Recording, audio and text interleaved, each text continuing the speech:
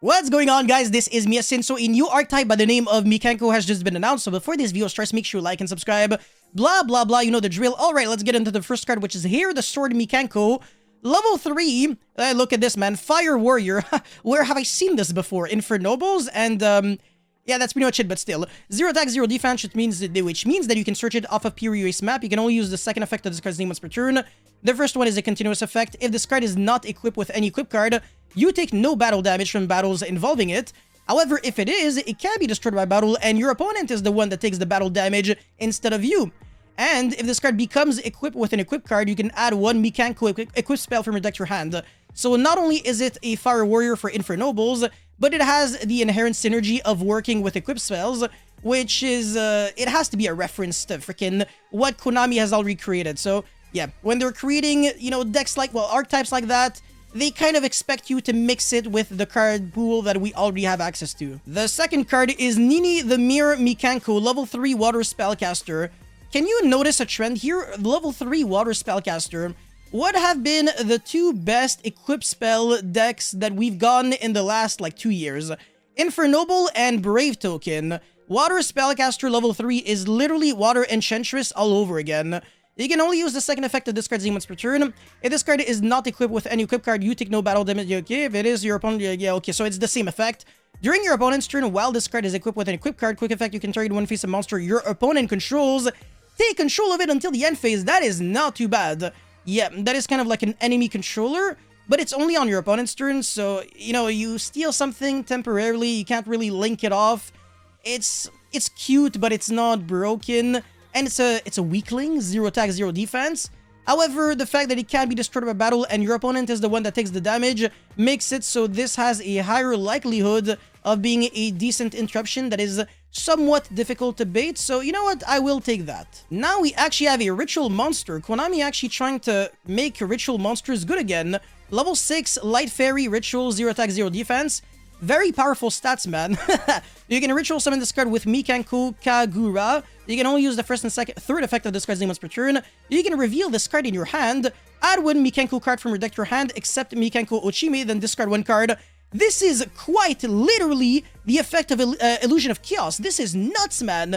Just reading every single card, I can always make, like, somewhat of a correlation with a card that already exists.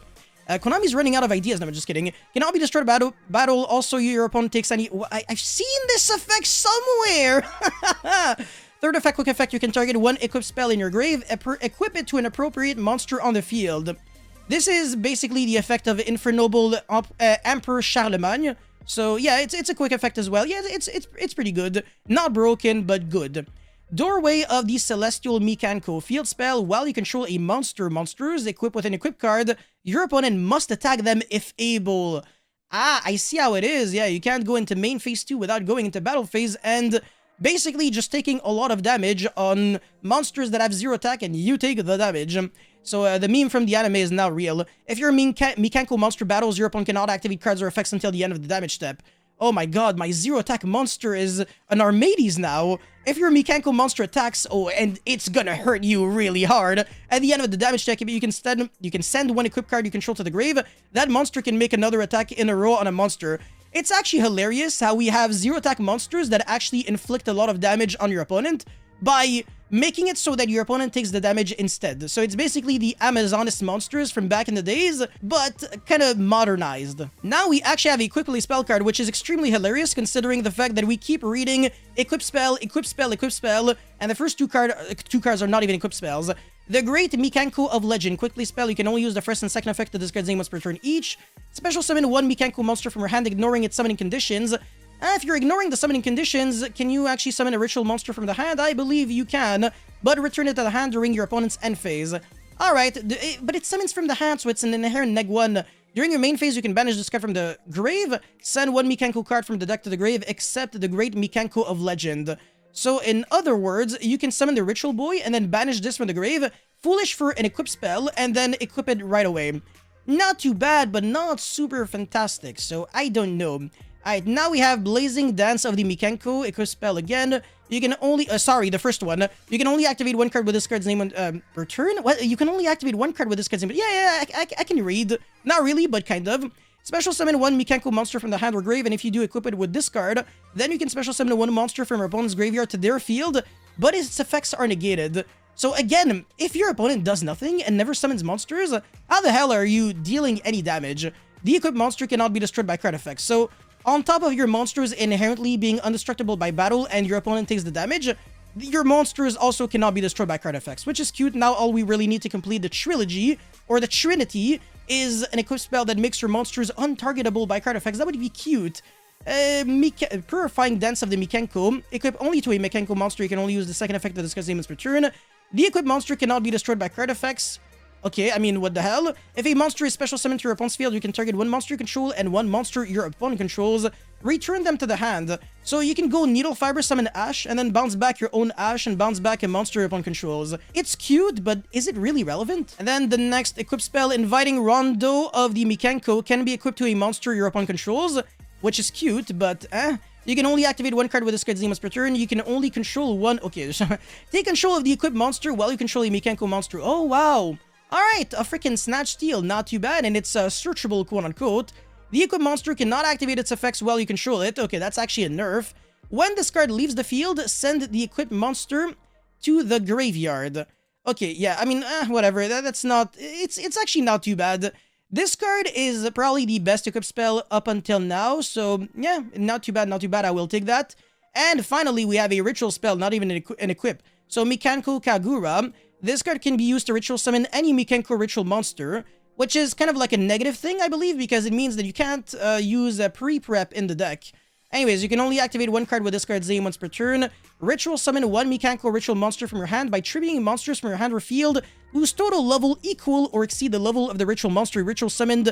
Then you can destroy cards your opponent controls. Oh, it doesn't target. Up to the number of equipped spells with different names in your grave, and if you do, inflict 1,000 damage to them for each card destroyed by this effect. Can you FTK with this? I'm really trying to think if there might be a way that you could potentially... then you can destroy cards your opponent controls up to the number of equipped spells with different names. If you do... I'm trying to think if you can FTK by giving, like, tokens to your opponent with, like, the Black Garden, and then inflicting 5k, and then finding another way to inflict, like, 3k. It could be cute, because inflicting 1,000 for each card destroyed could actually be kind of nasty if you go freaking... Isolde, freaking send like 5 equip spells. I don't know, there has to be like an FTK, right? There just has to be one. Yeah, don't sleep on this card, I guess. Alright, so that's it for the spell cards already. Now for the trap cards, Mikanko Promise. Normal trap, you can only activate one card with this card's name once per turn. Special summon one Mikanko monster from your hand or deck. Oh, finally, thank you from the deck. We needed a starter or a juice card. But banish it when leaves the field, then you can equip it with one appropriate equip spell from your hand or graveyard. Okay, so this is actually a really nice card in the early game and in the grand game. The one issue that I have with this is that this would have been fantastic as a spell, but as a trap card, you know, being able to set up on your opponent's turn is cute, but it's too slow, man. So I don't know. So far, I'm just underwhelmed by this.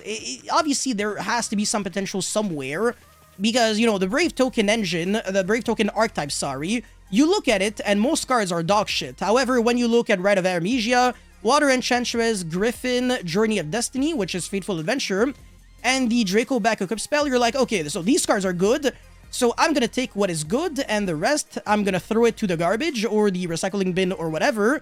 However, so far, I don't believe we have a lot of insane, broken cards that are either going to be exploitable in, you know, other decks as an engine, or even enough to make this deck a playable deck from just this set. The final card is Mikanko Catfight Normal Trap. You can only use the first and second effect of this card's name once per turn. If you control a Mikanko monster, target one face-up monster on the field, including your opponent. Equip it with one appropriate equip spell from the deck, so that you can actually equip a monster that your opponent controls with this, and then steal the monster right away. That's actually pretty cute. And apart from that, if an equip spell is sent to the grave while this card is in the grave, you can banish this card, then recycle back an equip spell from your graveyard. This is, again, a little slow, because equip spells are basically considered to be the worst cards in Yu-Gi-Oh! Because by definition, an equip spell never gets you started. Never. You always need at least one monster somewhere on the field, so that you can even activate your equip spell, and then the equip spell doesn't necessarily help you to get anything started.